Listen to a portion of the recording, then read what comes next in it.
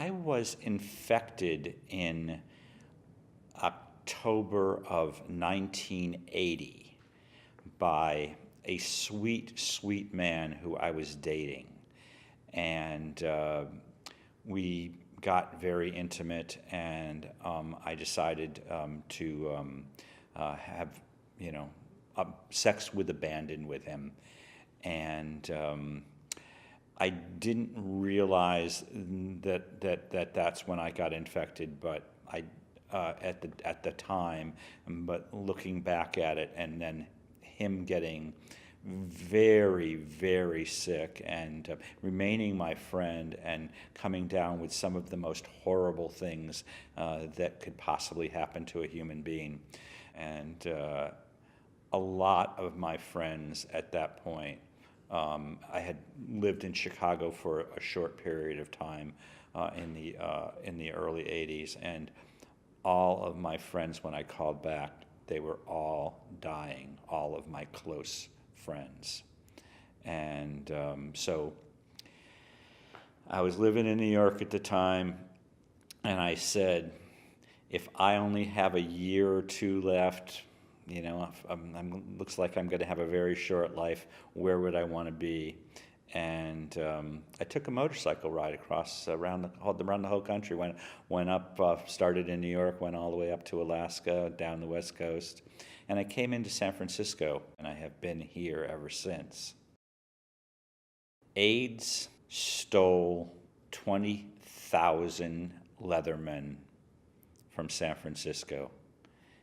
That the absence of these guys is felt in our community.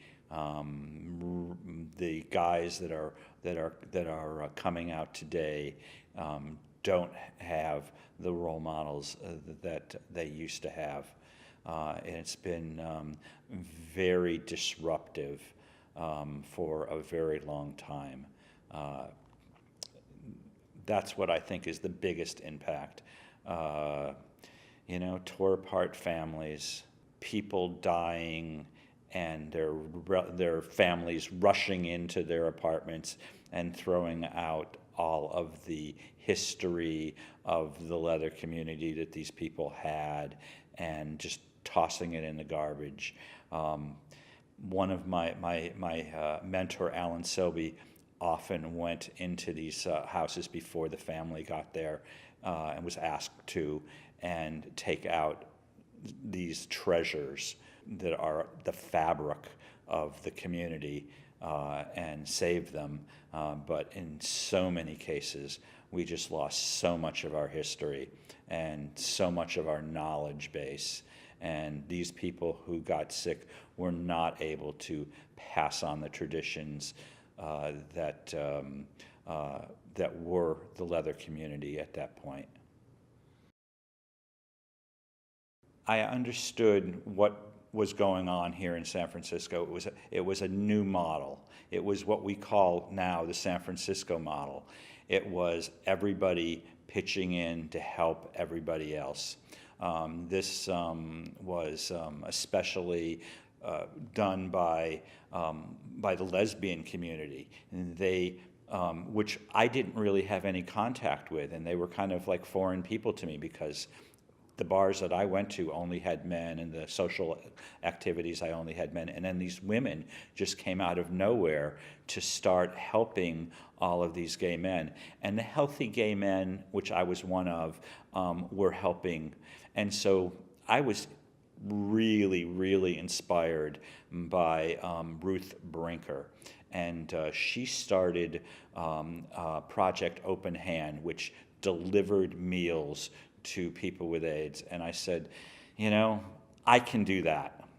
And so I, once a week or twice a week, whenever they needed, they called me if there was somebody who didn't show up, and I would take my car and put in the big boxes of food and deliver to food in the Tenderloin, which is a very tough neighborhood, and these people, these very thin, looking like they were walking dead people came to the door and thanked me so much for bringing them food because they were hungry, and they just and it was the only thing that was life-sustaining, and it was possibly their highlight of the day.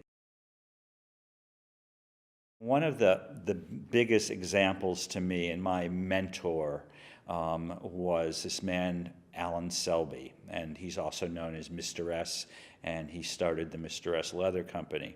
As AIDS started to get really serious, he sold the Mr. S Leather Company, and he devoted himself full-time to helping people who were sick with AIDS.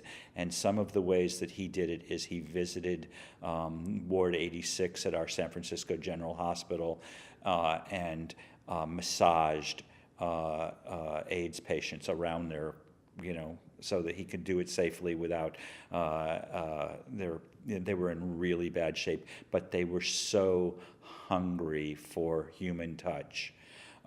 Some of the other ways that he did it were he went around to all of the local businesses and asked them for donations so that we could raise money for people who are getting sick and losing their jobs. That organization became the AIDS Emergency Fund. This is the strongest and best leather community in the world, and it really came together during the crisis. There was other communities that were unbelievably helpful. The drag community did. I mean, they were amazing, and that was the point where the leather and the drag community really started to work together and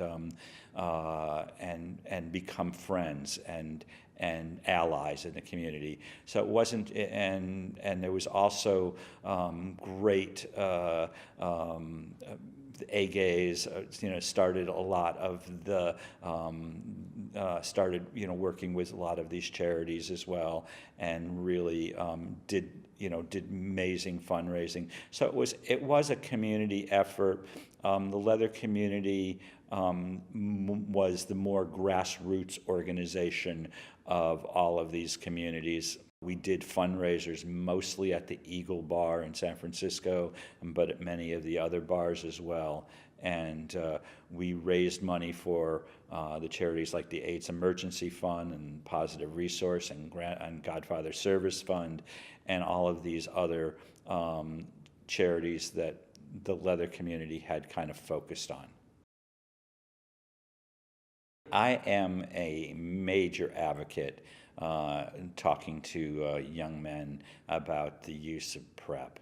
And I think that this has been one of the most important developments of the last several years. And we just had a great Kaiser study that shows it's 100% effective when taken properly.